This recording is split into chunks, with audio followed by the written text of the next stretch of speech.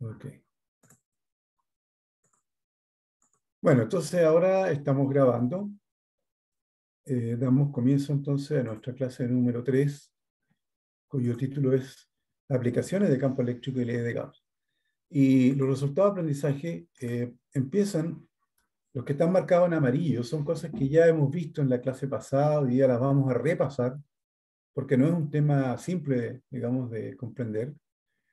Y estos dos tienen que ver con calcular el campo eléctrico producido por un conjunto de cargas puntuales, aplicando el principio de superposición. Yo hablé del principio de superposición ya en dos ocasiones, que contiene dos elementos, el principio de superposición. En primer lugar, si yo tengo una fuerza ejercida por una carga A sobre una carga B, y después traigo una tercera carga C, bueno, la fuerza neta sobre la carga B es simplemente la suma vectorial de las fuerzas ejercidas por las otras dos cargas. Pero además incluye la suposición de que el haber traído esa carga no alteró a la fuerza, a la otra fuerza. O sea, las fuerzas ejercidas por las cargas que están produciendo el campo eléctrico ahí no se interfieren una a la otra, ¿no? O sea, la fuerza ejercida por eh, A sobre C y la fuerza ejercida por B sobre C son independientes una de otra, no se estorban, digamos. Y por lo tanto, yo puedo decir que la resultante es simplemente la suma vectorial de esas dos. También vimos cómo calcular el campo eléctrico, producido ahora por un modelo teórico, que es una distribución continua de cargas. Esto podría aplicarse, por ejemplo, en el caso de un tubo de PVC que ha sido frotado con una tela y que uno puede suponer que tiene la carga distribuida en forma homogénea. Pero no hay que olvidar que finalmente esos son electrones. Donde realmente va a tener aplicación esto es cuando vamos a física cuántica y cuando veamos cómo se encuentran los electrones en el átomo alrededor del núcleo. Y realmente lo que hay ahí es una onda estacionaria. Y por lo tanto, yo no puedo decir que la carga del electrón esté en un punto dado, sino que está de verdad, en ese caso, yo puedo decir que hay una probabilidad de encontrar la carga en cualquier punto del espacio y la probabilidad de encontrar la carga es función de la posición. O sea, hay una posición más probable, que es la que corresponde a la esfera, digamos, con el radio del átomo de hidrógeno, por ejemplo, en el caso del átomo de hidrógeno. ¿Okay? Así que por esa razón nosotros hablamos de estas distribuciones continuas, pero para eso volvemos a aplicar el campo producido por una carga puntual, excepto que ahora esa carga puntual es un diferencial de carga, o sea, es un pequeño elemento de largo o de volumen, de área, de lo que sea, multiplicado por alguna densidad de carga. Yo les hice hincapié en que no confundieran la palabra diferencial de carga, que es una pequeña cantidad de carga, con densidad. Densidad de carga significa cómo está distribuida esa carga en toda la superficie o en una longitud de una varilla. Así que realmente los verdaderos resultados de aprendizaje para esta clase número 3 es lo siguiente. Supongamos que conocemos el campo eléctrico en un punto dado y traemos una carga. Entonces, ¿cómo calculamos la fuerza? Bueno, el resultado es bastante simple. Si yo conozco el campo eléctrico y traigo una carga ahí cualquiera, un electrón, por ejemplo, para calcular la fuerza solo tengo que multiplicar el campo eléctrico por esa carga, con el signo que corresponde. ¿Okay? Porque recuerden ustedes que el campo eléctrico apunta a la derecha y yo traigo una carga positiva, entonces la fuerza ejercida por ese campo eléctrico va a ser en la misma dirección del campo. Pero si el campo apunta hacia la derecha y yo traigo una carga negativa con un electrón, resulta que la fuerza ejercida por ese campo eléctrico va a ser en dirección contraria. Y hasta ahí llega, digamos, todo lo que tiene que ver con el campo eléctrico solamente. Y a partir de eso vamos a entrar a aguas turbulentas, digamos. Por eso, hablando de flujo, vamos a iniciar un proceso de aprendizaje de otro tipo de integrales que algunos de ustedes pueden no haber visto y otros pueden haber visto y las han olvidado, que son integrales cuyo el integrando es lo que está dentro del integral. O sea, por ejemplo, en la integral de x al cubo de x, el integrando es x al cubo. ¿Me explico bien? O sea, es la parte que no es ni el símbolo integral ni el diferencial. Esa parte se llama el integrando, lo que voy a integrar. ¿Qué es lo que voy a integrar? X al cubo. ¿Con respecto a qué? Con respecto a x, porque el diferencial es de x. Entonces, ustedes conocen hasta ahora dos tipos de integrales, probablemente. Las integrales indefinidas, por ejemplo, la integral de x cuadrado de x. ¿Cuánto vale eso? ¿Alguien me puede decir? Voluntario. La integral de x cuadrado de x. Es que el X cubo cuadrado. ¿Un tercio? ¿X cubo? ¿Un tercio de x cubo? ¿Esa es la respuesta? ¿Un tercio de X cubo, no? ¿Alguien quiere X agregar tercio, algo? X tercio cubo más la ¿el constante. constante de integración? Un tercio de x cubo más una constante indefinida. Muy bien, eso es. La integral indefinida es el equivalente de la antiderivada. Y como es la antiderivada, yo siempre a la integral indefinida le puedo agregar una constante que queda indefinida. ¿Se dan cuenta? Así que ese es un tipo de integral, la integral indefinida. El otro tipo de integral que ustedes conocen es la integral de Riemann, la integral definida. Eso significa que ahora, por ejemplo, yo tengo la integral de x al cubo de x cuadrado a de x entre 0 y 1. Ah, pero entonces lo que tengo que hacer ahí es tomar la antiderivada, o sea, sin la constante ya, porque voy a aplicar ahora límites, ¿no es cierto? Y me va a dar x cubo tercio. Y esa función tengo que evaluarla en el punto final y restarle la función evaluada en el punto inicial. O sea, sería x cubo tercio evaluada en 1 final, ¿no es cierto? Menos x cubo tercio evaluado en 0. Esa es la integral definida. Y se puede interpretar, si ustedes grafican ahora la función x cubo con respecto a x, como el área bajo la curva de la función x cuadrado entre 0 y 1. Esa es la interpretación. ¿Okay? Pues ninguna de esas dos integrales nos va a servir para lo que viene ahora. Vamos a ver un tipo de integrales que dependen ahora de otros parámetros, por ejemplo, de un recorrido o trayectoria o de una superficie de integración. Es decir, yo tengo una integral en la cual el integrando es desconocido respecto a, por ejemplo, un incremento de camino. Tengo una integral de algo, ¿no es cierto?, con respecto a dl. Pero ese algo no lo conozco porque tengo que definir cuál es el camino.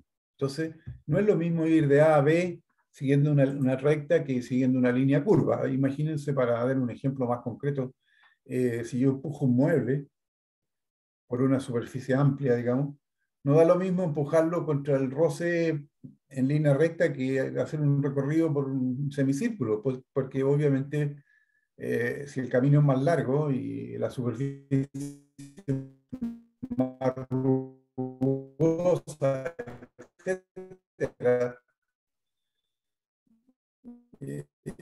voy a tener que hacer un trabajo mayor, si lo digo por el camino, por donde yo me voy a ir. Eso se llama un integral de línea o integral de camino.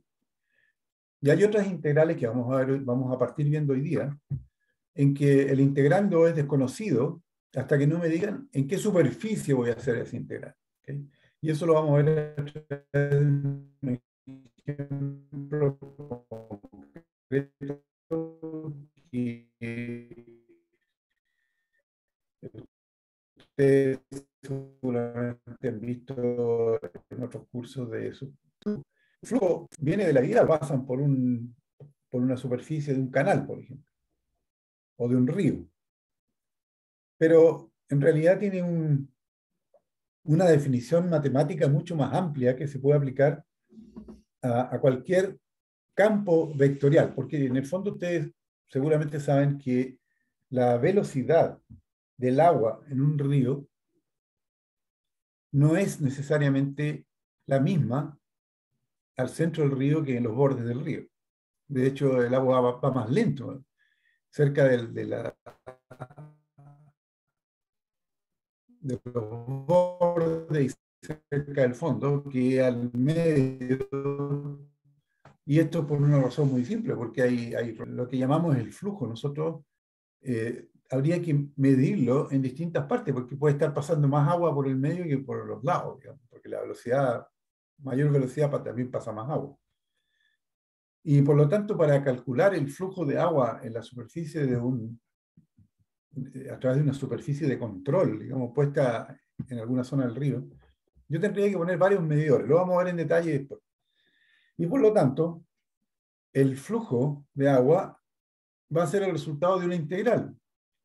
Y las velocidades del agua en un punto dado del río, digamos, supongamos que nos paramos justo en el medio del río, la velocidad del agua ahí es más o menos la misma a medida que pasa el tiempo, o sea, es una velocidad constante. Por lo tanto, en cada punto hay un vector velocidad que define qué tan rápido pasa el agua por ahí. Es decir, eso forma un campo vectorial similar al campo eléctrico, porque a cada punto le asigno un vector. Y en el campo eléctrico a cada punto le asigno un vector. Entonces, lo que vamos a hablar de flujo en esta clase no tiene que ver solamente con el agua, tiene que ver con cualquier campo vectorial. Después lo vamos a aplicar al campo magnético y bueno, se puede aplicar también al campo gravitacional y cosas así, ¿no? Y vamos a aplicar ahora una ley, que es la ley de Gauss. Gauss teorema de la divergencia, ¿cierto? Que relaciona el flujo en una superficie por esa superficie. O sea, si yo tengo una pelota de fútbol... Disculpe. Sí, dígame. Lo que pasa es que está teniendo problemas de señal y a veces se corta lo que habla. Voy a ver si me puedo pasar al teléfono entonces. Efectivamente, no me atreví a preguntar, creía que era yo. Estamos todos por igual. Buenísimo. Ya, entonces... Pero por último, si quieres, corte el video, porque para que no genere mayor carga en la internet. Probemos. No sé si, profe, se podrá, si ocupa el notebook o no. No lo tengo muy a mano, desafortunadamente. A ver, probemos eso. ¿Escuchan bien ahora? Se puede mover fácilmente, capaz se soluciona el problema. No. A ver, ¿escuchan bien ahora o no? Sí, ¿Aló? se escucha bien. De hecho, sin video va a ganar hartos datos. Porque yo podría pasarme al teléfono celular y de ahí sacar el internet del celular. Yo creo que, profe, cortando la cámara va a ahorrar un montón de datos. Así que perfecto. puede que funcione. Ok, entonces brevemente vamos a aplicar el concepto de flujo, que proviene de la hidráulica, obviamente, el flujo de agua, pero a una situación más general, porque este concepto, que es un integral de superficie, se puede aplicar a cualquier campo, sea eléctrico, incluso magnético, y eso es lo que vamos a hacer ahora. Y Gauss, entonces, demostró un teorema, que es el teorema de la divergencia, que relaciona el flujo de un campo eléctrico con el contenido de carga neta dentro de esa superficie. Por ejemplo, si ustedes tienen una pelota de fútbol y conocen el campo eléctrico en cada punto de la pelota de fútbol, entonces pueden saber cuánta carga neta hay dentro. Con eso vamos a terminar la clase de hoy. ¿Okay? No sé si me están escuchando bien ahora. Se escucha súper bien y fluido. Ya, perfecto. Voy a repasar brevemente la suma de vectores, ¿no es cierto?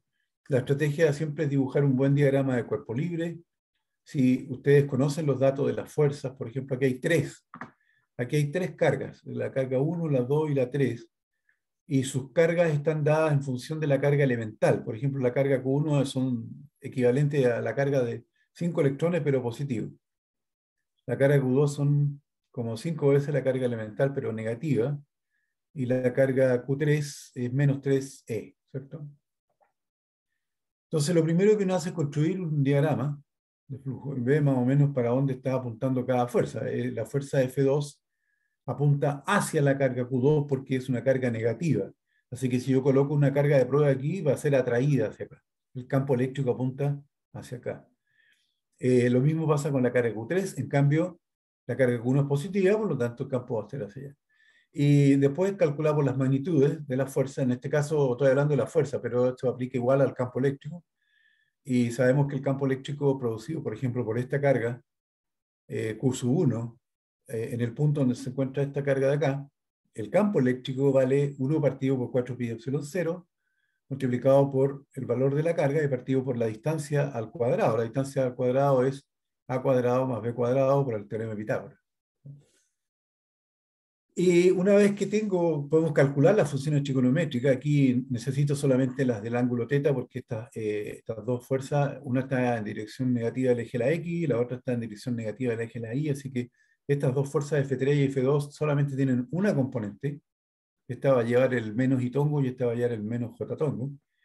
En cambio, aquí necesito hacer la descomposición de las fuerzas, hacer un pequeño triangulito acá y decir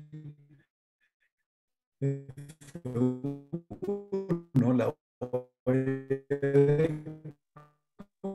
poner en una componente Profe, a lo el nuevo está largo con del eje problemas. de la X y una componente F1 por coseno θ. Voy a cambiarme de internet. Espérenme un poquito. Ok. Configuración. Internet.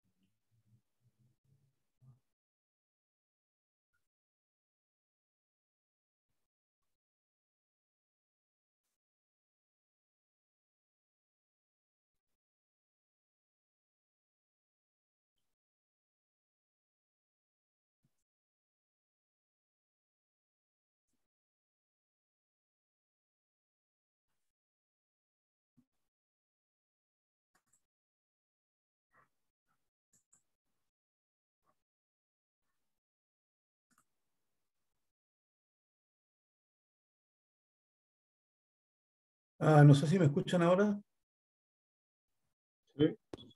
Sí, profe, se escucha. porque ahora estoy usando el internet del teléfono.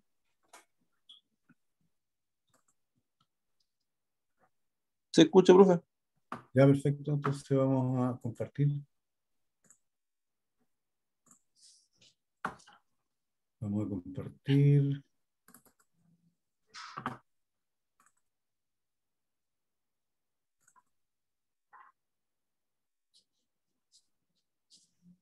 Y vamos a compartir.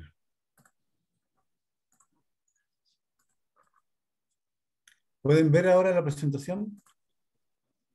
Sí, profe. Ok. Ok. Y estoy sin video, así que veamos cómo funcionamos ahora. Íbamos acá. Entonces, digamos, la estrategia para sumar vectores, aquí lo hice con fuerzas, pero para campo eléctrico da lo mismo, es descomponer cada fuerza, en este caso, o cada campo eléctrico, en las direcciones de los ejes coordenados. Aquí tenemos en dirección de menos el vector unitario I tongo, aquí tenemos menos J tongo, y acá tenemos una componente en el eje de las X, que sería F1, la magnitud, por el coseno de θ, y una componente en el eje Y, que sería F1 por el seno de θ. Aquí está hecho eso. Quería solamente repasar.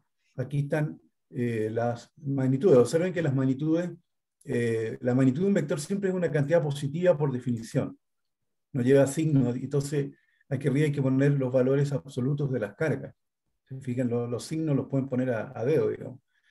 Y aquí están las funciones trigonométricas. El seno de θ la puedo sacar de aquí, de este rectángulo. Es simplemente B, la altura B, dividido por la hipotenusa, que es raíz de A cuadrado más B cuadrado, que está aquí, ¿cierto?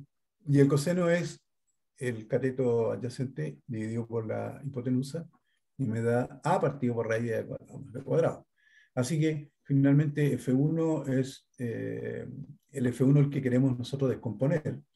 Va a ser la componente X, F1, la magnitud, por el coseno de teta, sería la que cae aquí abajo, ¿no es cierto? Por el vector unitario I tongo, más la magnitud por seno teta por J tongo. Las otras dos son directas porque son simplemente la magnitud por J tongo y la magnitud por I tongo con el signo menos porque están dirigidas en direcciones contrarias de los ejes. No sé si quería repasar eso para que... ok, aquí está entonces digamos, la PPT central de esta clase. Cuando yo quiero calcular la fuerza ejercida por un campo eléctrico sobre una partícula cargada, la fórmula es muy simple.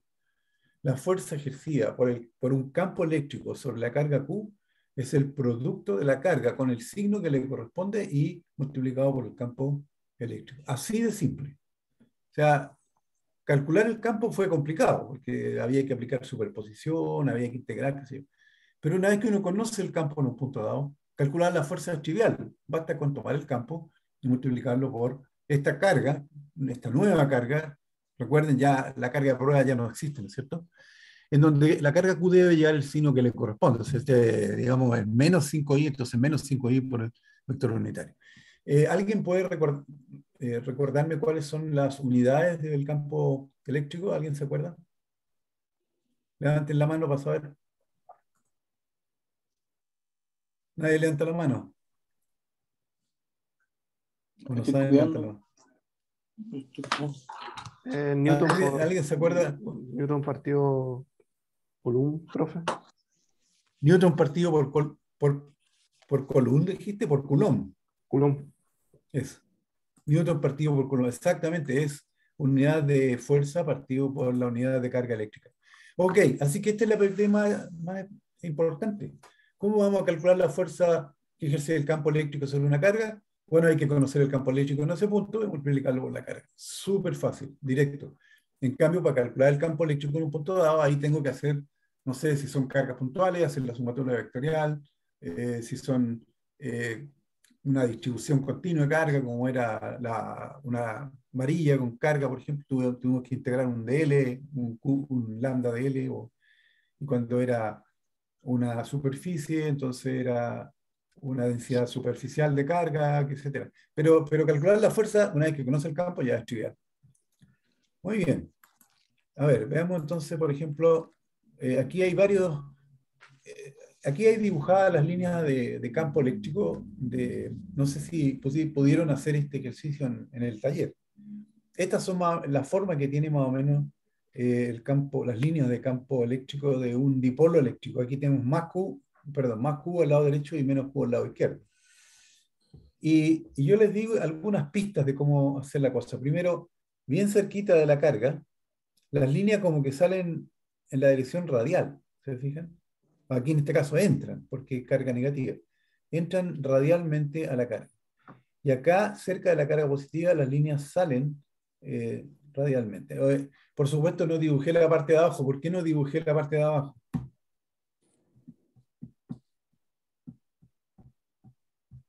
Es simétrico. Es simétrico, exactamente.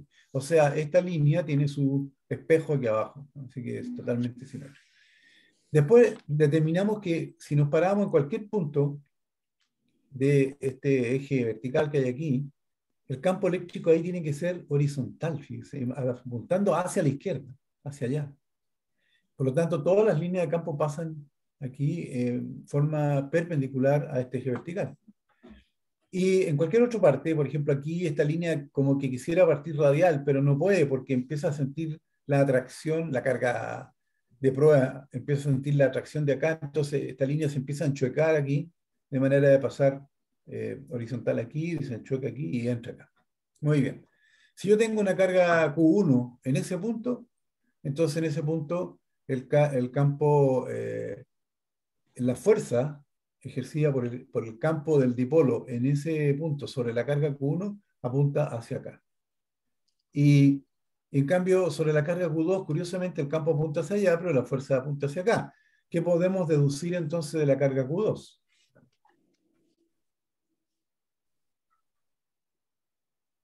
Que es negativa. Que es negativa, exactamente.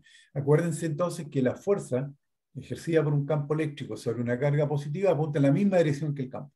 Pero la fuerza ejercida por un campo eléctrico sobre una carga negativa apunta en dirección contraria. Ahora, hay una pregunta que es media capciosa, así media como para pillar al cabro. Si yo suelto aquí, por ejemplo, una carga, o esta misma carga, yo la suelto, ¿la carga se va a mover por esta línea de fuerza? ¿Va a seguir esa trayectoria y se va a venir para acá? ¿O esta de aquí se va a venir por aquí? ¿Cierto? Bueno, eso ocurre si yo, por ejemplo, pongo una carga positiva aquí.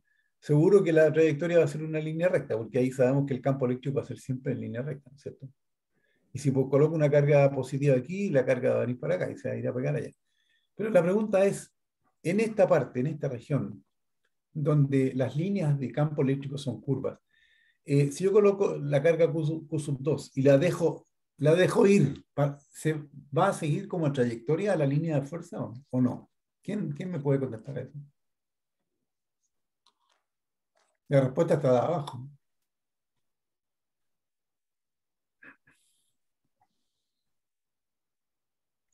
Yo creo que no, profe. ¿Usted cree que no? Uh-huh. O sea, pero ¿porque le tinca o tiene alguna razón? Yo creo que al final se va a comportar como un integral, por así decirlo, entonces van a interactuar diversas fuerzas, una que está un poquito más cerca, y se va a ir promediando y al final se va a tender a acercar mucho más rápido o a desplazar esa curva mucho más hacia el centro más rápido. Súper A ver, no, en realidad no. A ver, déjame explicarte un poco. Mira, en un infinitésimo de tiempo, en un delta t muy chiquitito, claro, seguro que la carga Q2 va a moverse un poquitito en dirección de la carga F, digamos hasta ahí exagerando, ¿no es cierto? Pero ahí se va a topar con otra línea, pues, y la fuerza va a cambiar en otra dirección. Entonces, definitivamente, las líneas de campo eléctrico no coinciden nunca con las trayectorias, excepto en el caso de la línea recta que está aquí abajo. Y hay otra razón más poderosa. Para que esta carga Q2 pudiera seguir esta carga, recuerden de su curso de mecánica, tiene que haber una fuerza centrípeta, o sea, dirigida hacia perpendicular, digamos, a la fuerza. Pero la fuerza es solamente tangencial, es decir, en todos los puntos de las líneas la fuerza es tangencial. Por lo tanto, difícilmente va a tener una componente centrípeta y por lo tanto una carga dejada a su arbitrio, digamos, no va a seguir la línea. No, esta carga no se va a venir por aquí. Va a seguir alguna trayectoria por acá a medida que vaya chocando con las distintas líneas, no chocando, atravesando las distintas líneas de fuerza. Así que no confundir, las líneas de campo eléctrico no son las trayectorias de las partículas en ningún caso, excepto en este ejemplo de aquí abajo, donde está la línea recta, solo indican la dirección del campo eléctrico en cada punto. Muy bien. La otra cosa que nosotros demostramos la clase pasada, no sé si ustedes recuerdan, es que primero calculamos el campo de un anillo y después aprovechamos ese resultado para calcular el campo de un disco de radio R y después llevamos R al infinito con el propósito de conocer el campo producido por un plano infinito y esto es sigma partido por 2 epsilon 0. Ahora, yo les dije, bueno, ¿qué sentido tiene pensar en un plano? No existen los planos infinitos, ¿cierto? Porque además tendría infinita carga. Sin embargo, en un caso más realista, a ver, déjenme ver. Bueno, veamos primero la superposición. Si tenemos dos planos infinitos ahora, después voy a hablar un poquito más de un campo más realista. Dos planos infinitos. El de arriba tiene una densidad superficial. Recuerden, este símbolo es la letra griega sigma y denota cuánta carga por unidad de área, cuántos coulomb por metro cuadrado tiene esta placa, ¿cierto? Y esta otra tiene la misma cantidad pero positiva. Entonces, nosotros hicimos un análisis al final de la clase pasada y nos dimos cuenta que en la zona entre las placas, tanto el campo producido por la carga más sigma, el que va para arriba aquí, y el otro, y el producido por la menos sigma, los dos iban para arriba. Entonces estos campos se superponen y lo que voy a obtener entonces es un campo que el doble de lo que era un solo campo. Este tiene sigma partido por 2 epsilon 0 y aquí el campo de la negativa se suma. ¿Por qué se suman? Bueno, pues si yo pongo una carga de prueba aquí, va a ser repelida hacia arriba por el campo de la carga de la placa positiva y va a ser atraída hacia arriba también por el campo de la carga negativa. Así que claramente aquí los dos campos se están superponiendo. Mientras que en la zona de afuera, fíjense lo que ocurre. Los dos campos se cancelan exactamente. Entonces, esto nos permite a nosotros imaginar un modelo en el cual tengo una región con campo eléctrico, digamos, limitada a una cierta región del espacio, que es la región entre las dos cargas. Ahora, en la práctica lo que vamos a tener es esto, ¿cierto? Es un sistema de dos placas cargadas con una distancia pequeña comparada con la distancia, con los tamaños de las placas, y vamos a utilizar, digamos, el campo, fíjense bien, en la zona alejada de los bordes, el campo se comporta como un campo uniforme. Esta es una manera de producir un campo uniforme. Un campo uniforme significa que tiene el mismo valor, dirección y sentido, digamos, el vector en toda esta región de aquí. Si nos acercamos a los bordes, por supuesto, estas líneas se empiezan a curvar así y así, ¿cierto? Y puede haber algunas líneas más por aquí, pero en esta región de afuera, que alejada de los bordes también, el campo va a ser cero. Entonces, hay muchos dispositivos que usan esto para acelerar electrones, por ejemplo.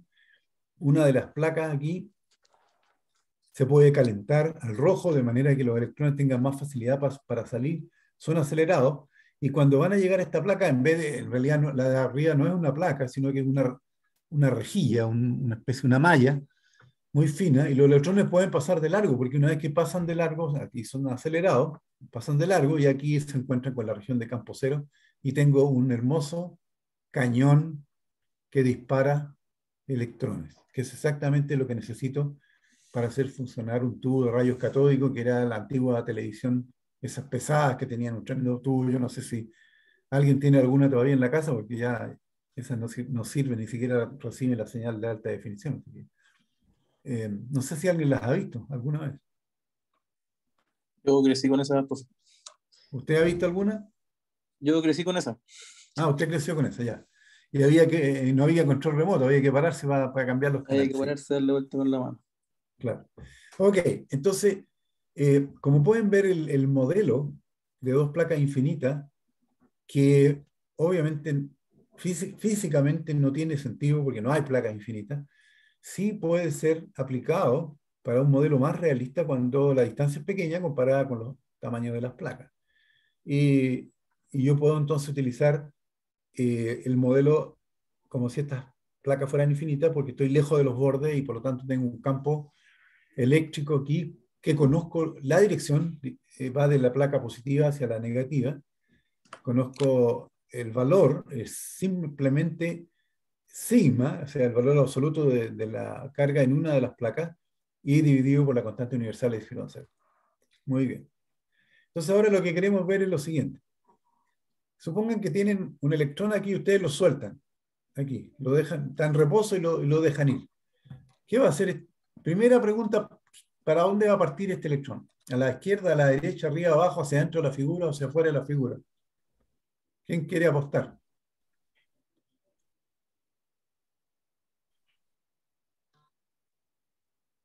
¿Hacia arriba? Hacia arriba, muy bien, tenemos una primera apuesta. 10 lucas que no. ¿Alguien quiere apostar hacia arriba? Yo apuesto que no. Yo creo que hacia la derecha. Hacia la derecha. Pero fíjate hacia dónde está el campo. Bueno, tenemos otra opción. Tenemos hacia arriba, hacia la derecha. Muy bien. ¿Quién da más? Si el campo está ahí, sería hacia la izquierda, disculpe. Claro. ¿Dónde está la flecha? Pero, ¿cuál es la izquierda para ti? O sea, vaya a tener problemas para la votación tuya.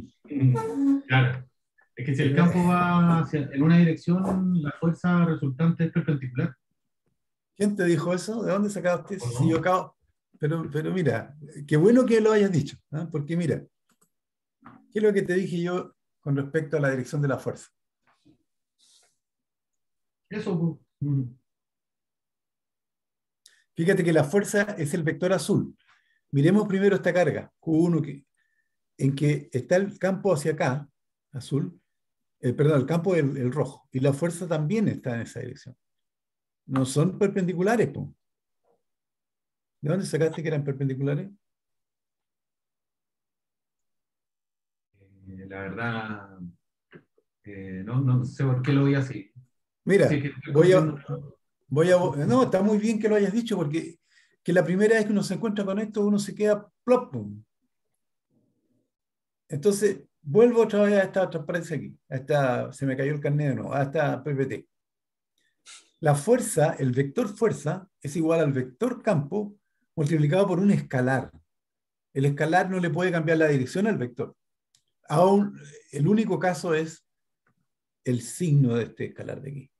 Porque este escalar puede ser positivo o negativo. Por eso que la fuerza que ejerce un campo eléctrico es sobre una partícula está dada por el producto de un escalar por un vector, en donde la carga debe llegar al signo correspondiente. Si la carga es positiva, entonces el vector E y el vector F tienen la misma dirección. Y si la carga es negativa, el vector F y el vector E tienen direcciones opuestas, porque va a ser menos Q, digamos, menos el valor absoluto por E. Entonces no hay ninguna dirección perpendicular aquí. La fuerza o está en la misma dirección que el campo eléctrico, si la carga es positiva, o está en la dirección opuesta si la carga es negativa. No hay la posibilidad perpendicular, lo descartamos entonces. Ya, y en este momento tenemos una apuesta porque el electrón va a salir disparado hacia arriba. ¿Quién da más? ¿Quién tiene otra opinión? Rápida.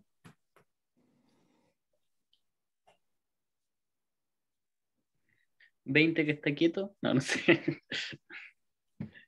Sí, el electrón está quieto y lo suelta, ¿no? Lo deja ir. Y está en presencia de este campo que, bueno, aquí está dibujado ahí, pero existe en toda la región, ¿no? Pues si es como la tele, claro, se va a mover para la derecha el campo. ¿Por qué para la derecha? No entiendo. Hacia abajo. O sea, se va a mover. No A sé ver, si yo te voy a en decir al tiro que a horizontal. la derecha no puede ser por lo siguiente. A ver, es que lo que pasa es que a lo mejor están confundidos porque esta flecha está lejos de acá. Pero en realidad lo que yo debería haber dibujado aquí, si hubiera sido más astuto, digamos, ¿cierto? Copiar, pegar, pegar, pegar, pegar. ¿Qué es lo que estoy haciendo acá? El campo eléctrico existe en todo el Uniforme. espacio, entre las dos placas. Pues, sí, entonces yo creo que la confusión la causó el... Ups, no quería tomar eso. Va hacia abajo la carga. Ok. ¿Alguien dijo algo? La carga va hacia abajo, porque el electrón es negativo y el campo va hacia arriba. Efectivamente. Va hacia Ya, abajo. ya, entonces quiero explicar una cosa. Ustedes se confundieron porque el electrón estaba al medio y había una flecha E. Entonces yo no les dije que ese campo existía en todo el espacio. ¿Ok? De hecho, si yo quisiera, a ver, no sé, tendría que haberles dicho que este campo E en realidad existe en todo el espacio entre las placas, porque veníamos de acá, po. O sea, estamos con estas dos placas y estamos parados aquí y yo en vez de dibujar las líneas, dibujé un solo campo. Pero ahora se entiende, ¿no es cierto? Digamos que tenemos una placa cargada con menos sigma que abajo y con más sigma que arriba. ¿Ok? Ya, ahora sí. Entonces, habiendo aclarado esa confusión que causó el dibujo, sabemos que entre dos placas, lejos de los bordes, ¿cierto? El campo eléctrico apunta hacia arriba. ¿Cierto? Es uniforme, tiene exactamente el mismo valor. ¿Y vale cuánto? Sigma partido por epsilon 0. ¿Estamos claros? Entonces la pregunta ahora se las vuelvo a hacer a todo el mundo para que todo el mundo la piense. ¿Hacia dónde sale disparado este electrón. Si yo Hacia lo la suelto. placa negativa, la de abajo. Hacia la placa, no. Po. Sí, pues, profe, si dice, Ah, o sea, si invirtió el sigma con respecto al ejemplo anterior, la fuerza sería hacia abajo. exactamente. Lo que pasa es que aquí, claro, el sigma negativo está arriba y el sigma está hacia abajo. Ya, muy bien. Saldría hacia abajo. Por una razón muy simple, es por esta ecuación de equipo. La fuerza ejercida por el campo sobre el electrón es igual a la carga del electrón con el signo correspondiente, que es menos E minúscula, multiplicado por el vector campo eléctrico. ¿Ok? Así que eso es, pues. El electrón sale disparado hacia abajo, aquí. Entonces dice, bueno, si E vale 1,5 por 10 a la menos 3, calcula el vector de aceleración del electrón. ¿Es relevante la fuerza de gravedad ejercida por la Tierra aquí? ¿Qué creen ustedes? Así, a ojo de buen ingeniero, ¿no? Fíjate, la fuerza eléctrica, No, porque en la clase anterior no habíamos, o la primera forma que sí, calculamos claro, la diferencia. claro, pero aquí tenemos, fíjate que tenemos los datos, porque la fuerza va a ser este valor, que es como 1500, ¿no es cierto? Multiplicado por esto, que por 10 a la menos 19, así que nos va a dar algo así como 10 elevado a la menos 16, más o menos, ¿cierto? Pero el peso va a ser la masa multiplicado por la aceleración de gravedad. Pero fíjate, la masa es a la menos 31 y la aceleración de gravedad es 10, así que esto va a ser como, en realidad como el 9 nos da un factor de 10, así que esto es como 10 a la menos 30 y multiplicado por 10 es como 10 a la menos 29 comparado con 10 a la menos 16. Entonces, todos estos números que son tan extraños porque tienen estos exponentes grandes o muy chicos, eh, cuesta compararlos, pero uno se da cuenta al tiro mirando los órdenes de magnitud. Los órdenes de magnitud de la fuerza eléctrica aquí es 10 al cubo multiplicado por 10 a la menos 19, eso es 10 a la menos 16.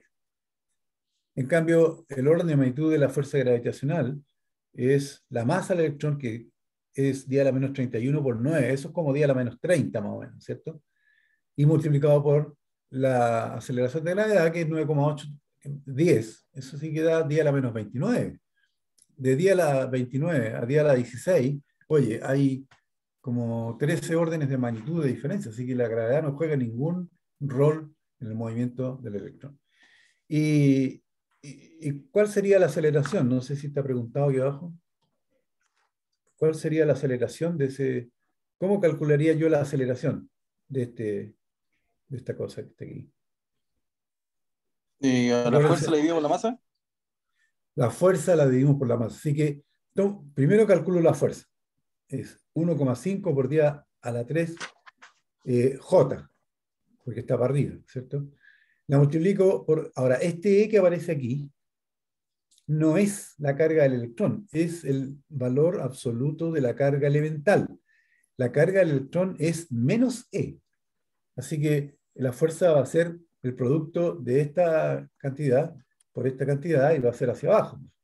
Pero ahora viene lo interesante. Esto dijimos que era como 10 a la menos 16. Esa es la fuerza. Newtons, porque tengo Newton partido por Coulomb multiplicado por Coulomb, ¿cierto? Y al dividir esa fuerza por la masa, voy a dividir por una cantidad que es muy chica. Pero cuando uno divide por cantidades chicas, el resultado es enorme. Así que tengo 10 a la menos 16 dividido por 10 a la menos 30 más o menos. Eso da 10 elevado a la 14. O sea, la aceleración de este electrón es 10 a la 14 metros por segundo cuadrado, de una brutalidad de aceleración. Y en el taller número 3 hay un problema en el cual se pide calcular con qué velocidad llega este electrón aquí, si se demora, no sé qué, 70 nanosegundos en llegando. Y, así que ahí ustedes van a poder hacer los cálculos. Yo voy a dejar este problema planteado hasta aquí, ¿no? Porque la pregunta aquí es solo si es relevante la fuerza de gravedad ejercida por la Tierra. Y la respuesta es no. Digamos, la fuerza de gravedad son 10 elevado a la 16 veces. Eso se dice 10 órdenes de magnitud más chica que la fuerza eléctrica. Muy bien. Ahora sí que podemos pensar en cosas perpendiculares. Recuerden una vez más que esta flechita aquí, vamos a copiarla aquí.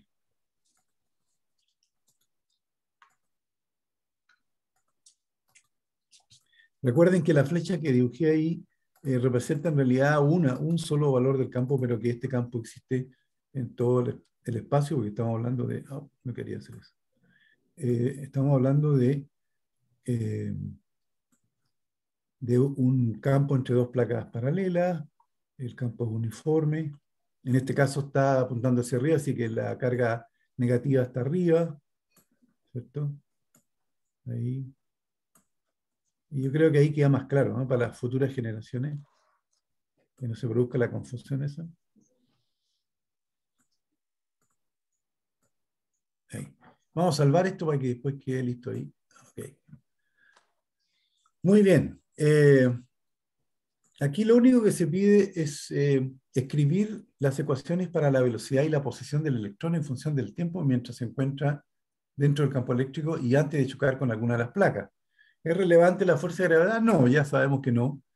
Pero la diferencia es que este electrón ya tiene una velocidad inicial de 200.000 metros por segundo. Es una buena velocidad. ¿Cómo creen ustedes que este electrón adquirió esa velocidad?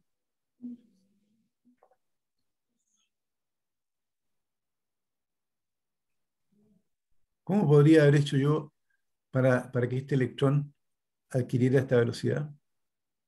Le puedo poner una varilla con carga positiva. Por ejemplo, poner una varilla con carga tendría que ser negativa, a menos que la pongas acá, dices tú. Claro. Pero mira, fíjate, yo podría tener acá dos placas infinitas, ¿cierto? Con más sigma y menos sigma, o sea, menos sigma y más sigma, y usar otras dos placas. Estas placas son para desviarlo, y las otras dos placas de acá son para acelerarlo, ¿te fijas? O sea, la placa que vimos antes, esta de aquí, yo la puedo poner torcida a 90 grados, y puedo acelerar entonces al electrón con un par de placas que están ubicadas aquí. Esta sería, digamos, el cañón de electrones ubicado acá. Y después puedo querer desviar el haz. ¿Para qué podría yo querer desviar el haz? Bueno, recuerden que en el caso de los televisores antiguos, en los tubos de rayos catódicos y todo eso, los osciloscopios y todas las cosas que se usaron antes de la invención de los cristales líquidos y del LED y del plasma. Entonces, a mí me interesa que los electrones no sigan en línea recta, sino que se cambien su trayectoria y vayan a parar a distintos lugares de la pantalla. De hecho, yo podría agregar dos placas más, pero ahora que están en el mismo plano de la figura, para desviarlo, digamos, hacia la derecha o hacia la izquierda. Entonces, eso es lo que hacía el televisor. El haz de electrones barría la pantalla de derecha a izquierda y de arriba a abajo. Y cada vez que chocaba producía un punto de luz y ese punto era más oscuro o más claro, dependiendo digamos, la intensidad que tenía que tener la imagen ahí. Y por lo tanto, había tres pares de placas de estas que aceleran electrones. Una que los aceleraba, el cañón aquí, ¿no es cierto? Otra que los desviaba hacia arriba, hacia abajo, y otra que los desviaba de izquierda a derecha. Las ecuaciones de aquí, uno dice, mira, son idénticas a las de un proyectil. La componente V sub 0 de la velocidad va a permanecer constante porque en esta zona no hay campos horizontales. Pero a esta componente va a haber que agregarle una velocidad dirigida hacia abajo, ¿cierto? Que es igual a la aceleración multiplicada por el tiempo.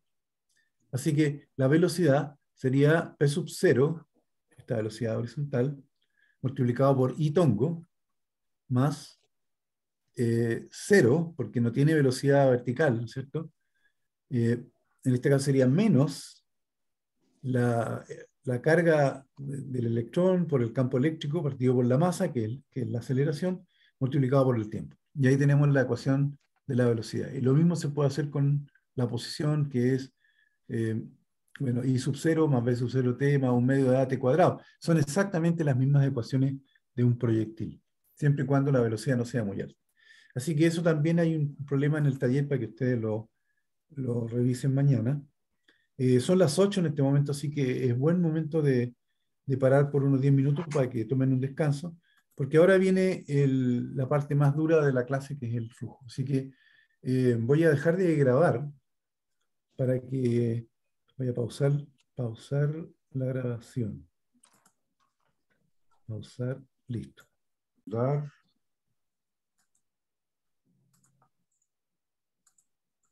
Muy bien, vamos a hablar un poco del concepto de flujo, como puede ser, por ejemplo, el flujo de agua de un río. En ese caso se mide en metros cúbicos por segundo. Y para poder medirlo hay que definir una superficie de control. Y notamos que la velocidad con que pasa el agua por cada punto es diferente en distintos puntos de esta superficie de control.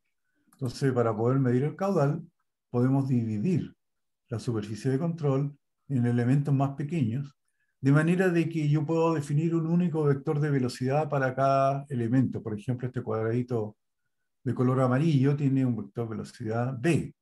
Ahora, ¿cuánta agua pasa por el cuadradito amarillo? Se puede saber con este análisis muy simple. En un intervalo de tiempo delta t, supongamos que va a pasar esta cantidad de agua, que es un paralelepípedo recto, que tiene un área igual al área de la superficie de control, puesto que el agua que va a pasar por aquí, y un cierto largo delta X, ¿cierto? Y por lo tanto escribo el flujo como el volumen dividido por el intervalo de tiempo. Pero el volumen es el producto de delta X por delta A, así que me queda delta A por delta X partido por delta T, y reconocemos que delta X partido por delta T no es otra cosa que la distancia que recorre cualquier punto de este paralelepípedo en el instante delta T, así que esto es la velocidad. El flujo entonces es simplemente el producto de V, la velocidad, en ese elemento multiplicado por el área. El problema es que puedo, como el día siguiente va a mirar usted la malla y se había deformado, se habían alargado los alambres, ¿no es cierto? Y por lo tanto ahora está toda deforme, y por lo tanto el vector de velocidad no es perpendicular. Entonces necesitamos de alguna manera definir la orientación de cada elemento de superficie, y definimos un vector de área, delta A, cuyo tamaño, magnitud, es el área de este rectángulo o este cuadrado, y cuya orientación es normal a la superficie. Entonces, si uno de estos elementos está formando un cierto ángulo, el vector de área con el vector de velocidad significa que va a pasar menos agua en un factor de coseno teta. El flujo de agua que pasa por un elemento que está inclinado con respecto a la velocidad es la velocidad por el área, pero multiplicado por el factor coseno teta. En un caso extremo, si teta llega a ser 90 grados, significa que ese elemento está, digamos, cortando el flujo de agua, pero no hay agua pasando a través de él. Hay agua que pasa por un lado y por el lado derecho y por el lado izquierdo, pero no hay agua pasando a través de él. Muy bien. Finalmente, podemos escribir esto usando la anotación del producto punto, porque ya que tenemos que sumar los productos de BI por coseno de teta I por delta I. Bueno, esto en matemáticas se define el producto punto entre dos vectores como BI punto delta A sub I. Y ahora tenemos que definir lo que es una superficie cerrada, que es aquella que separa el espacio en una sección acotada y otra no acotada. Por ejemplo, una pelota de fútbol, ¿no es cierto? Que tiene un interior y un exterior. El interior es el espacio acotado y el exterior es el espacio no acotado, porque el exterior es todo el universo. Y yo no puedo pasar del exterior al interior sin atravesar la superficie. Y esto es importante porque el teorema que vamos a ver ahora se refiere a superficies cerradas. Entonces, la ley de Gauss, que está aquí arriba, establece que si usted puede calcular el flujo del campo eléctrico ahora en una superficie cerrada, de ahí viene el huevito este de la integral, entonces usted conoce cuánto vale la carga neta, y dado que aquí tengo unas unidades, Newton sobre Coulomb multiplicado por metro cuadrado, tengo que agregar este 1 partido por epsilon 0 para que arregle las unidades con el Coulomb de arriba. Ustedes pueden, en la casa, después chequear las unidades. En el caso del caos del agua, por supuesto, la superficie de control no era cerrada. No me interesa saber cuánta agua pasa, pero aquí tiene que ser una superficie cerrada. Como convenio, como vamos a definir elementos diferenciales de área, entonces tenemos que decidir si vamos a tomar el área, el vector de área hacia adentro o hacia afuera. El convenio establece que en una superficie cerrada, el diferencial de A siempre apunta hacia afuera de la superficie cerrada. ¿Queda claro? Ahora entonces podemos pasar a un ejercicio número 1, a ver, lo vamos a pensar, ustedes van a resolver uno parecido en el taller, y vamos a considerar una superficie imaginaria en forma de cubo de arista A. Esta superficie imaginaria sería como análoga al elemento de control que pusimos en el río, excepto que esa era abierta y esta es cerrada. Cerrada significa que está cerrada por las 6 paredes de un cubo. Y que en la región existe un campo uniforme de magnitud E sub 0 dirigido en la dirección del eje de las X. Así que se puede escribir así. E sub 0 por I tongo más 0 por J tongo más 0 por K tongo. Ahora, ¿qué significa? ¿Por qué me tomé la molestia de poner que esta era una función de X y Z? ¿Alguien me puede contestar a eso? ¿Para qué puse este paréntesis aquí? ¿Qué me está diciendo este paréntesis?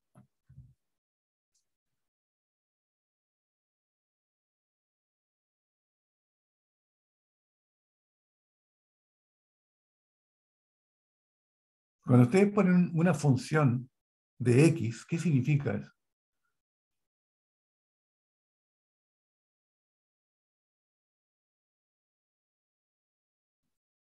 ¿Confirmar que es un volumen?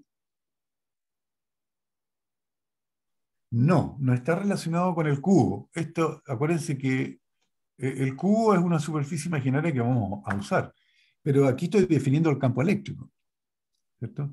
La pregunta es, ¿por qué, si el campo eléctrico solo tiene componente X, yo aquí puse X y Z, y no puse tiempo, por ejemplo? ¿Por qué no aparece el tiempo aquí?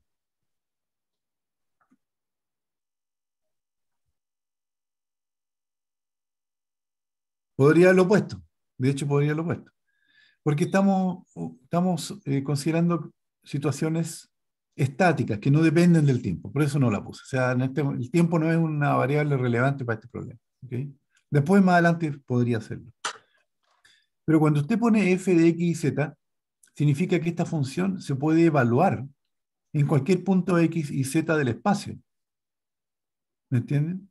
Entonces, si uno se para en un punto, qué sé yo, por aquí, que tiene coordenadas x y z, yo aplico esta cosa y me da exactamente lo mismo. Esto significa que el vector campo eléctrico tiene exactamente el mismo valor, magnitud y dirección en cualquier punto del espacio, puesto que es función de x y z, y esto significa que puede ser evaluado en cualquier punto del espacio, x y z. No sé si se entiende por qué dice aquí x y z.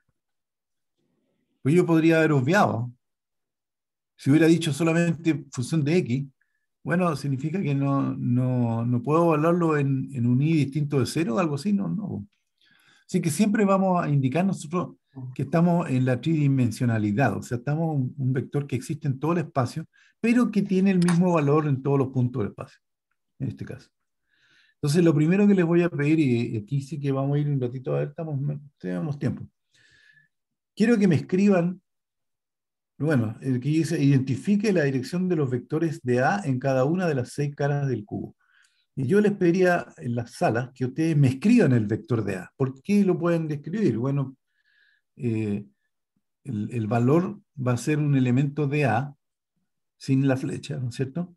Pero va a ir multiplicado por un vector unitario, un itongo, un jtongo, un z, etcétera. ¿Se dan cuenta? Así que déjenme, no sé por qué tengo oculta esta cosa aquí. Ups, se me corrió eso. Aquí. Se me esconde, de alguna manera se me esconde. Aquí está, ya. Ustedes todavía están viendo la presentación, ¿no es cierto? Sí. Sí, profe. Más salas para grupos pequeños. ¿Cuántas personas tenemos? 21. Voy a crear 5 grupos. 5 grupos automáticamente y crear y listo. Y se van a la sala y me dicen entonces cuál es la dirección de cada uno de los vectores de área. Todos van a ser de A multiplicado por un vector tongo, así que eso es lo que me tienen que decir. Vayan, por favor.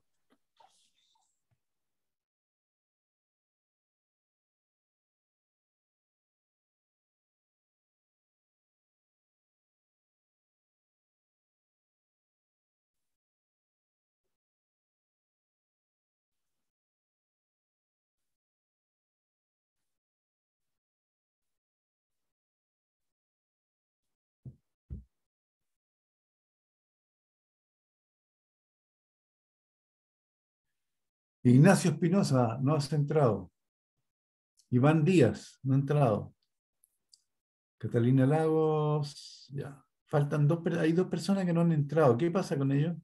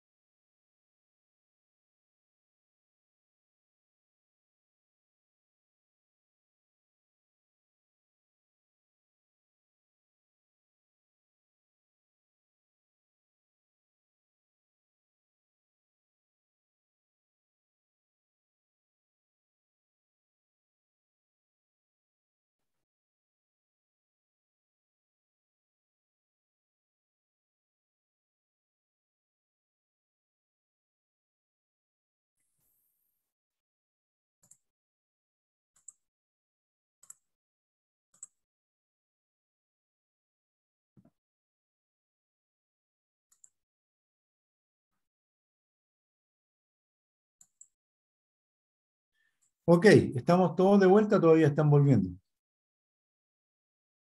Ah, pueden.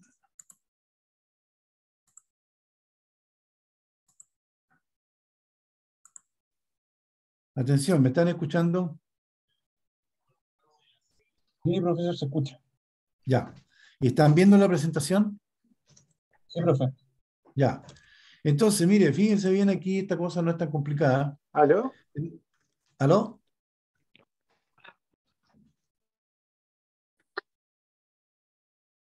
¿Aló? ¿Me escuchan? Sí, profe. Ya, ya. Entonces, aquí tenemos un cubo. Las áreas, por supuesto, son a cuadrado, a cuadrado, etcétera, de las caras. Y en cada cara uno tendría que buscar unos elementos de área, ds, por ejemplo, que tienen esa magnitud ds y una dirección igual al vector unitario normal a esa cara. Por ejemplo, si nos concentramos en el techo, el vector unitario normal tiene que ser el techo está perpendicular al eje Y, así que tiene que ser el J tongo aquí arriba.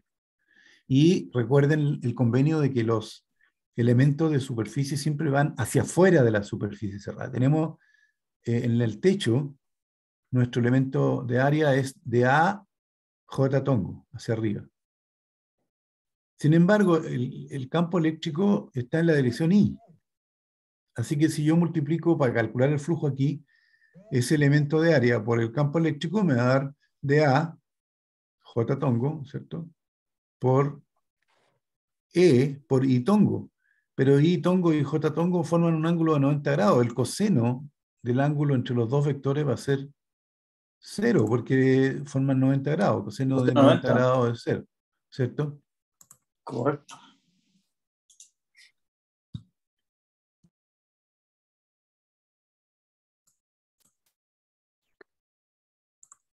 Ya. De manera que en el techo de esta caja, lo que se produce es que tengo un campo eléctrico en la dirección X, hacia allá, y tengo un elemento de área de A hacia arriba. Y por lo tanto, al hacer el cálculo del flujo de ese elemento de área, me queda de A por coseno de 90 grados por el campo eléctrico, y eso me da 0.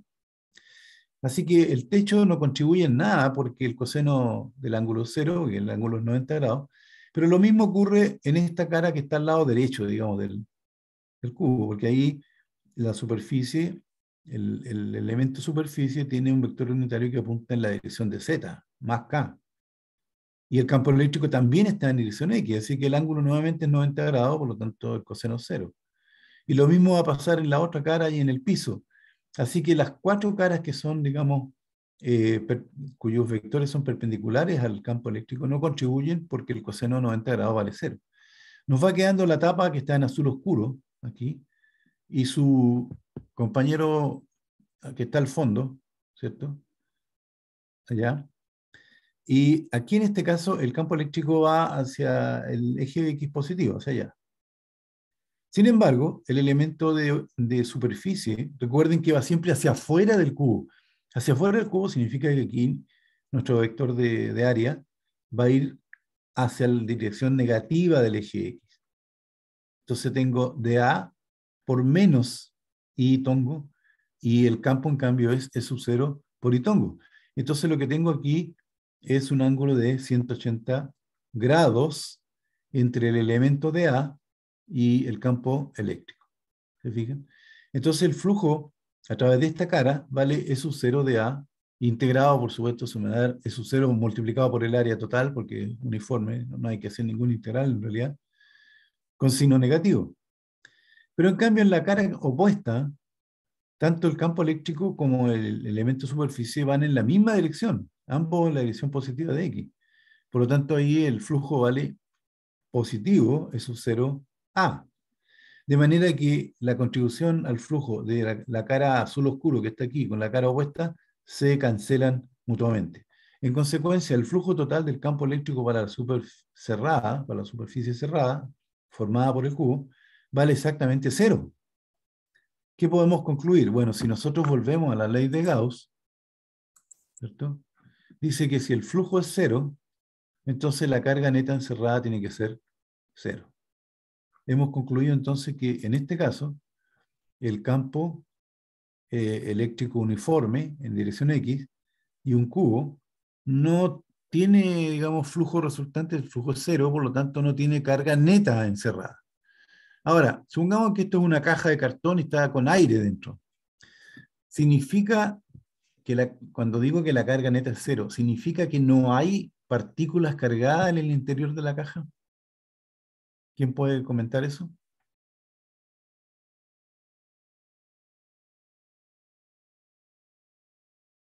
No, sí hay, profe. ¿Perdón? Sí hay partículas cargadas. Bueno, si es una caja de cartón y adentro hay aire, tiene que haber partículas cargadas porque el aire está formado por oxígeno, nitrógeno y otras cosas más, y los átomos de esos elementos químicos tienen electrones, tienen protones, hay partículas cargadas. Pero están estrictamente canceladas, o sea, cada átomo es perfectamente neutro, porque tal como discutimos en la primera clase, hay una simetría extraordinaria del universo, y es que el protón y el electrón son muy distintos en masa. Uno tiene como 2000 veces la masa del otro, y tienen otras fuerzas y otras características, pero tienen exactamente la misma carga eléctrica. O sea, exactamente significa que se ha comprobado experimentalmente con un error de 1 en 10 elevado a la 30. No hay ninguna diferencia entre las cargas del electrón y el protón en valor absoluto. Por lo tanto, la ley de Gauss solo nos puede indicar la carga neta, no nos puede indicar si hay cargas adentro. Si me dice que el flujo es cero, entonces yo puedo decir que hay idéntica cantidad de cargas positivas y negativas. Hay neutralidad, pero la carga neta es cero. Aquí está un poquito más explicado eso. Esto está repetido, es la misma. Veamos ahora una carga puntual. Supongamos que la esferita blanca que está al centro en realidad es una carga puntual, ¿cierto? Y lo que está dibujado en color rojo son las líneas de campo eléctrico. Tiene un sombreado celeste para indicar que es una esfera, ¿cierto? Y en un punto de la esfera he dibujado un pequeño elemento de área. Como ustedes saben, el área está representada por un vector que es normal a la superficie. Ahora, en este caso es normal a la superficie de la esfera. La esfera es curva, pero para definir la normalidad de un vector, uno imagina que ese parche amarillo que hay ahí, ¿cierto?, es un pequeño rectángulo que es plano y tangente a la esfera en ese punto. Entonces uno dice, bueno, el de A tiene que ser normal a ese cuadradito amarillo, y eso implica que su dirección es radial, igual que el campo eléctrico. Tanto el campo eléctrico como el vector de área apuntan en la misma dirección, y eso se repite en todos los puntos de la esfera. En cualquier punto de la esfera donde ustedes definan no sé por qué de repente apareció mi imagen aquí. En cualquier punto de la esfera donde ustedes dibujen su elemento de área, por ejemplo por aquí, ¿cierto?, el elemento de área va a ser radial y el campo eléctrico también. Entonces, se puede evaluar el flujo del campo eléctrico. Aquí hay mucha simetría, ¿no es cierto? Y hemos escogido acá como nuestra superficie de integración una esfera, la esfera celeste, porque sabemos que la esfera es simétrica y tal, todos los puntos a la misma distancia, y por lo tanto va a ser fácil hacer ese cálculo. Ahora uno podría también preguntarse, bueno, profe, ¿y por qué no tomamos una superficie cúbica? Sí, también se puede, pero va a resultar integrales más complicadas, puesto que en un cubo van a haber planos que forman distintos ángulos con el campo eléctrico. Así que nos conviene por la simetría. Aquí hemos aplicado la simetría de la situación para escoger arbitrariamente una superficie de Gauss esférica centrada en la carga. Entonces, el flujo del campo eléctrico ahora va a ser integral cerrada. Felipe Donoso levantó la mano. Dela, Felipe. Sí, profe, en realidad me quedó una duda, pensé que la iba a aclarar acá pero la sigo teniendo. Del ejercicio anterior del cubo, quedé con la duda porque el ángulo de la segunda cara, o la primera, dependiendo cómo uno la tome, el coseno es de pi, por lo tanto uno es 1 y el otro es menos 1. Yo entiendo que la magnitud es la misma, pero como me decía que la carga es 0, ¿no se supone que debiese ser el doble por el signo distinto o no funciona así? No te entendí mucho a ver, lo que estamos haciendo en el orden en que lo estamos haciendo es, vamos primero a calcular el flujo y a partir del flujo vamos a ir a la ley de Gauss y vamos a calcular la carga, en ese orden. ¿Eso te queda claro, no? Sí, eso me queda Ya. claro. Entonces calculemos el flujo. Muy bien. Ya te queda claro que las paredes laterales, ahí hay un ángulo 90 grados, así que las 4 Claro. paredes laterales, digamos, el piso, el techo, la pared acá y la del otro lado, nos van a dar 0. En el Claro. caso de la pared que está con azul oscuro, el campo eléctrico va hacia la dirección positiva de X, porque ese campo es uniforme, va siempre hacia la dirección positiva de X. Pero recuerda que el convenio dice que el elemento de superficie va hacia afuera de la superficie, y hacia afuera de la superficie en esta cara significa hacia el lado negativo. Ahí aparece entonces un coseno de 180 grados, y por lo tanto la contribución al flujo es menos el E sub 0 por el área de esto que es A cuadrado. Pero acuérdate que al final, para calcular el flujo total, yo tengo que sumar todos los flujos con los signos que tengan. ¿Te fijas? En cambio, al otro lado, tanto el campo como el elemento de superficie apuntan en la misma dirección, positiva de X, y el coseno 0, 0. Entonces, el enredo tuyo es que como que quieres restar las dos cosas. No, hay que sumar los flujos. Sumarlos con el signo que tengan. Este es menos E sub 0 a cuadrado, y el otro es más E sub 0 al cuadrado, y por lo tanto se cancelan estos flujos. No sé si Claro, te queda se claro. cancelan las magnitudes son similares, y lo que me había confundido es que como el cálculo consideraba el coseno del ángulo, uno me da 1 y el otro menos 1. Si es que considero el uniforme de magnitud, A ver, campo, pero chántate ahí. Uno te da 1 y el otro te da menos 1, ¿no es cierto? claro. Entonces, por lo tanto, un flujo es E sub 0 A, el que está por el lado de atrás, y el otro es menos E sub 0 A. Pero ¿qué quieres hacer con esos dos? No los puedes restar, pues no voy a calcular un delta. Lo que voy a calcular es una suma, porque estoy haciendo una integral, y una integral siempre es una suma de valores. Y los valores se suman con los signos que tienen, pues. No sé si me entiendes. Sí, que es una suma de magnitudes. Yo, por error, No es quizás una estaba... suma, no es una suma de magnitudes. Si sumara las magnitudes te daría 2 veces E sub 0 al cuadrado, po. ¿Por qué vas a sumar las magnitudes? No entiendo. Qué bueno que me hayas preguntado eso. Es una excelente pregunta. En realidad, claro, tiene razón. Es una suma de vectores porque tiene sentido. Pero lo que yo No, estaba tampoco, considerando... cuidado. Tampoco es una suma de vectores. Porque al hacer el producto punto de E sub 0 por dA, el producto punto te da como resultado un escalar.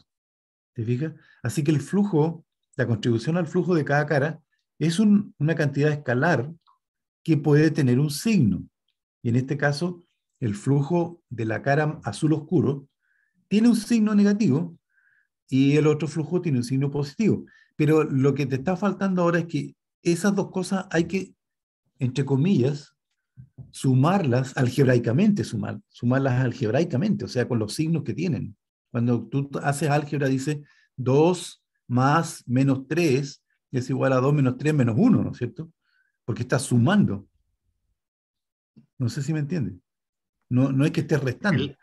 No, la explicación la entiendo. Sí, mi duda es porque, por ejemplo, el flujo que tiene sentido positivo en el eje Y, que no se considera porque es 0, porque forma un ángulo de 90.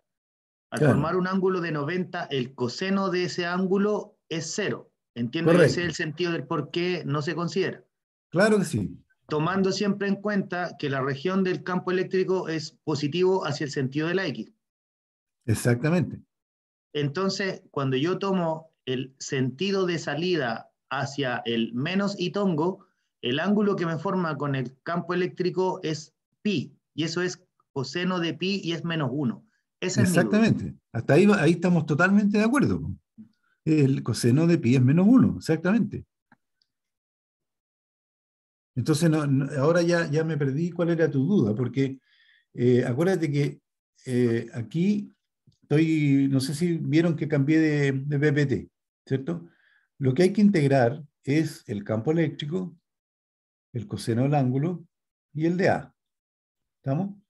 En este caso, hay que hacer las integrales separadas en cada cara, la cara 1, la cara 2, la cara 3, la cara 4, la cara 5 y la cara 6. ¿Okay? Pero ya despejamos 4 caras, porque las 4 caras que tienen ángulo de 90 grados nos dan contribución 0. Entonces me queda solamente la cara que está más cerca y la cara que está más lejos. Solamente. Ah, profe, mi error es que yo estaba considerando el coeficiente del vector unitario. Como uno era positivo y negativo, ese era mi error. Lo estaba Ya tomando entiendo. dentro de la operación. Claro, ya te entendía. Estabas considerando como 2 veces el mismo signo. Sí. Claro, O exactamente. sea, claro. Lo que pasa, claro, ya entiendo. Eh, es que no repasamos bien la operación producto-punto. En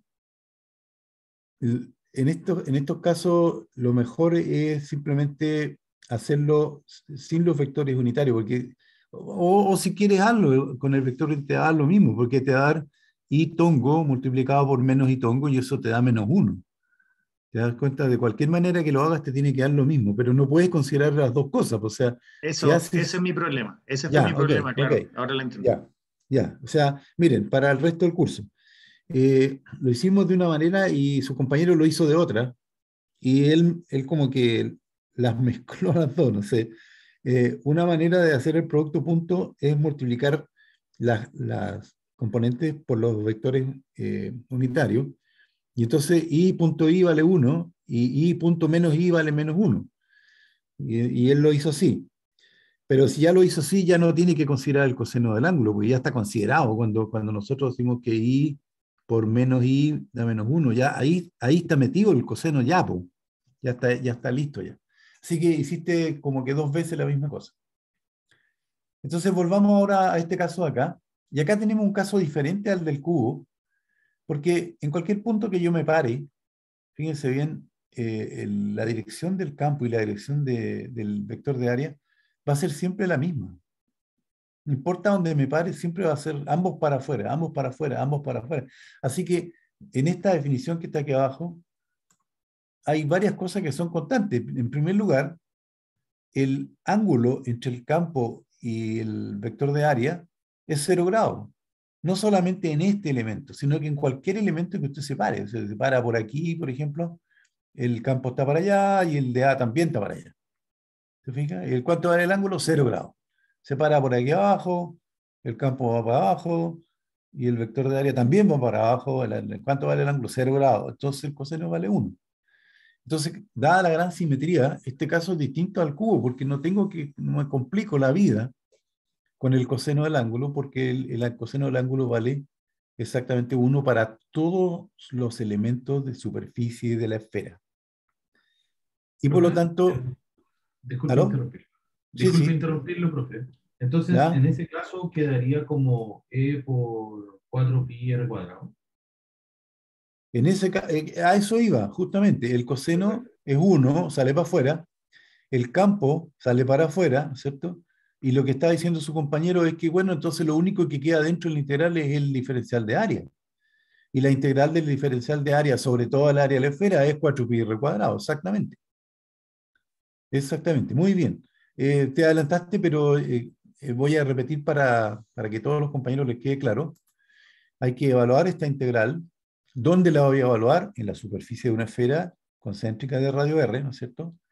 Me doy cuenta de que en un elemento cualquiera el campo y el elemento de área apuntan en la misma dirección, por lo tanto el ángulo es 0 y el coseno vale 1.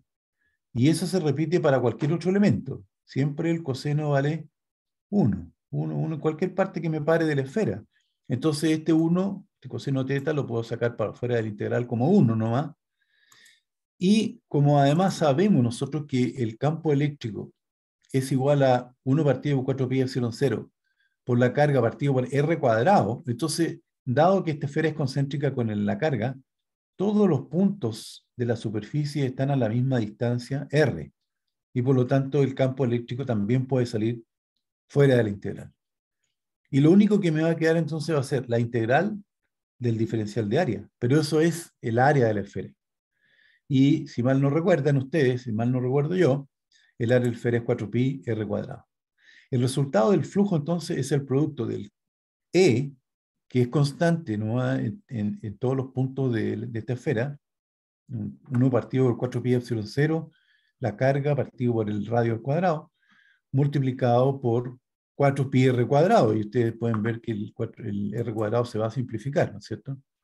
La magnitud del campo eléctrico es constante en todos los puntos de la esfera, el ángulo θ es 0 para todos los elementos, la integral es trivial, y tenemos entonces 1 partido por 4pi epsilon 0, Q partido por R cuadrado, multiplicado por la integral del área, y eso me da 4pi R cuadrado por 4pi R cuadrado.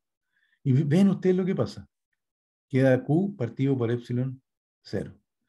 En otras palabras, hemos simplemente comprobado que se cumple la ley de Gauss, porque en este caso sabemos que hay una pura carga dentro, y entonces el flujo tiene que ser igual a la carga, pero partido por este epsilon 0, porque aquí tenemos al lado del flujo, ¿no es cierto? Tenemos el campo por área, el campo eléctrico tiene Newton partido por Coulomb por metro cuadrado, y acá vamos a tener Coulomb, y aquí abajo tenemos metro cuadrado partido por Newton por Coulomb cuadrado. Al final se simplifican las unidades, quedan las mismas unidades a los dos lados. Ok, espero que este ejemplo les haya quedado claro, porque ahora les voy a dar una sorpresa. Supongan ahora que en vez de la superficie esférica tomamos otra superficie, una especie de cerrada también, ¿okay? Una especie de telaraña cerrada, un huevo de telaraña. Aplicamos el mismo principio que en el caso del río. ¿Se acuerdan cuando yo decía que en el río, si por acá, por la superficie azul, entra una cierta cantidad de agua, por la superficie roja tiene que salir la misma cantidad de agua, porque no se puede acumular adentro, ni se crea, ni se destruye el agua. Entonces, si yo transformo esta superficie azul más esta superficie roja en una superficie cerrada, el flujo que entra por un lado sale por el otro, y me da un flujo igual a 0. Entonces, volviendo un poco a este caso de acá, ahora un poquito distinto, el campo eléctrico generado por esta carga que está en color amarillo aquí, en todo el espacio, va creando, va a ser radial, ¿cierto? Va a depender de R cuadrado, pero si yo coloco una superficie extraña aquí, aunque sea muy irregular, pero si es cerrada, el mismo flujo que pasa por la esfera va a tener que pasar de todas maneras por esta superficie rara que está aquí afuera. Entonces, eso es bien curioso, porque uno dice, oiga, profe, pero aquí estamos más lejos, así que el campo eléctrico es más débil. Sí, claro, pero así como el campo es más débil, la superficie es más grande. ¿Y cómo crece la superficie? Como R cuadrado. Entonces, ese factor no altera al flujo completo. Y de hecho, eso demuestra que la ley de Gauss se cumple para cualquier distribución de carga y para cualquier superficie cerrada. Bueno, aquí debería haber puesto en realidad para cualquier... Vamos a borrar esta cosa. Para cualquier superficie cerrada que encierra una misma cantidad de carga. Pongámoslo así mejor por ahora, ¿no?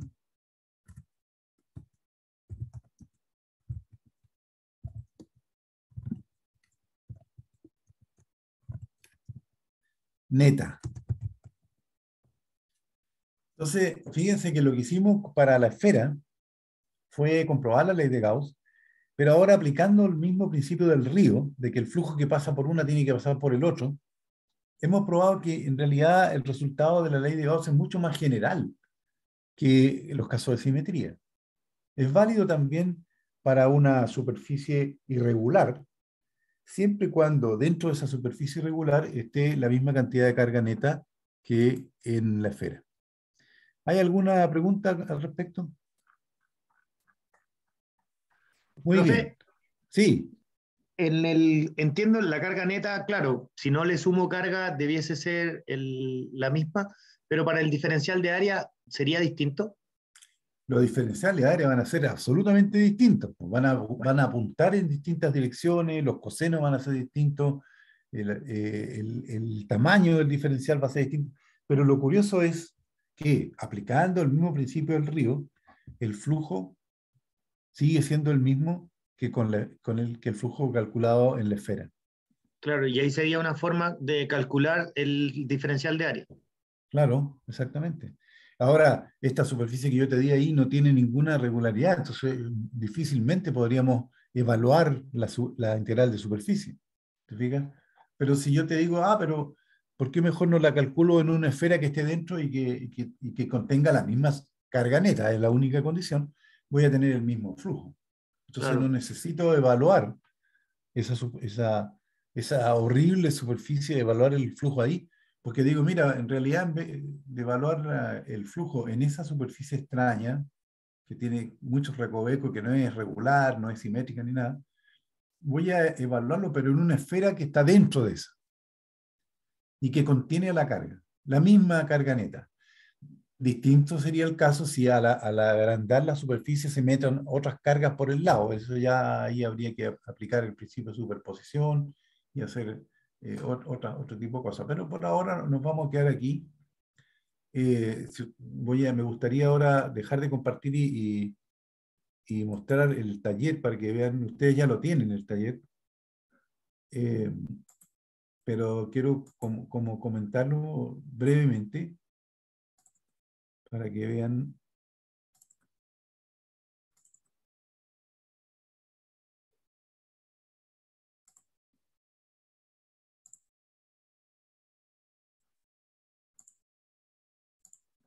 Estoy abriendo la cosa. Pantalla, taller 3. Este es el taller 3, que ustedes van a resolver el viernes antes del control. Hay preguntas como qué es lo que es densidad de carga,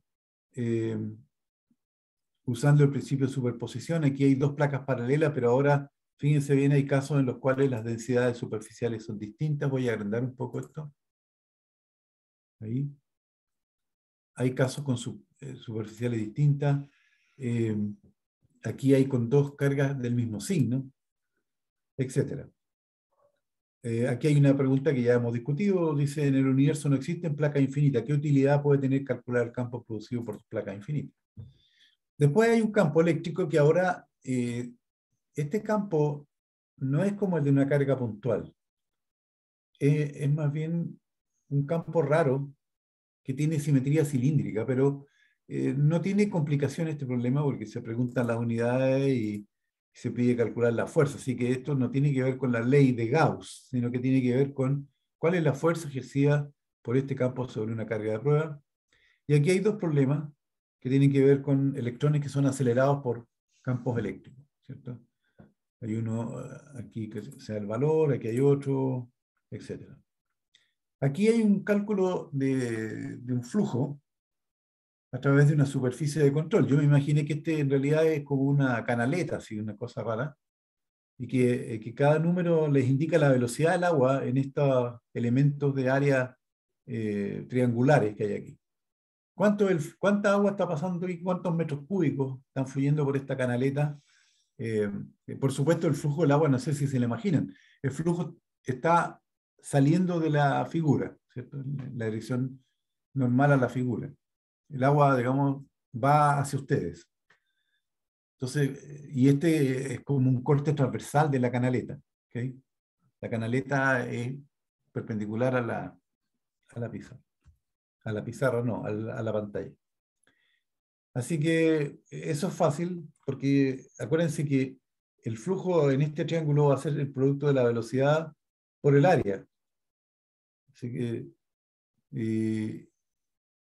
y el área está dada, cada triángulo son 2,5 metros cuadrados, así que no hay ningún problema con eso. Aquí hay un problema cualitativo, donde yo les pregunto, oye, supongamos que estas líneas punteadas representan esferas, Y las líneas rojas representan, por supuesto, las líneas de campo eléctrico de un dipolo eléctrico. Entonces la pregunta es, ¿cuánta carga hay encerrada en cada una de esas esferas? Y para eso hay que aplicar la ley de Gauss, obviamente. Y la última tiene que ver un poco con el problema del cubo, excepto que en este caso no se van a cancelar exactamente las cosas. ¿Okay? ¿Por qué no se van a cancelar? Porque fíjense bien que hay una dependencia del campo. El campo depende de X y Z. ¿Por qué? Porque lo puedo calcular en cualquier punto del espacio X y Z, o sea, un campo tridimensional. Sin embargo, no tiene componente en el eje X, ni tampoco tiene componente en el eje Z. Solamente tiene componente en el eje Y, o sea, está para allá el campo.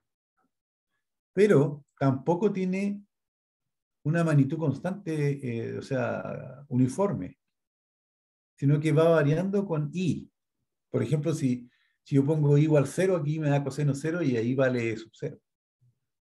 Pero si pongo, por ejemplo, 3 metros aquí, se me da con el 3, y me queda pi partido por A, me queda el coseno. Bueno, no, en realidad tendría que poner aquí un valor como 2A, por ejemplo. 2A, ya. O 3A. Entonces 3A se me va el A, me queda 3 partido por 3, me queda coseno pi es menos 1, por lo tanto significa que en algún momento este campo sí va para allá, otras veces va para acá, depende, en distintos puntos a lo largo del eje de la Y el campo tiene distintas direcciones y distintos tamaños. Se fijan en un campo que es variable a lo largo del eje de las Y. Dependiendo del valor de Y van a tener un campo. Este es el problema más importante del taller, así que a mí me gustaría que lo discutieran en detalle. No hemos agotado la ley de Gauss, porque vamos a ver ahora aplicaciones. En la clase número 4 vamos a dedicarla a aplicaciones de la ley de Gauss, ya con un poquito más técnica. Pero como digo, si ustedes logran, ojalá que empiecen con este problema, a ver si lo pueden resolver. Los otros son cosas que, preguntas, se pueden hacer rápidamente, pues son preguntas bastante simples de resolver. Y yo creo que intenten terminar, si no logran terminar ese problema, lo podemos discutir en la clase siguiente antes de partir. Pero lo ideal sería que lo leyeran, que lo lean antes de la clase y lo discutan, lo lleven ya pensado. ¿Okay?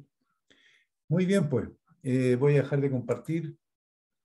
Y ahora pongamos las cámaras para despedirnos. Nos vemos entonces.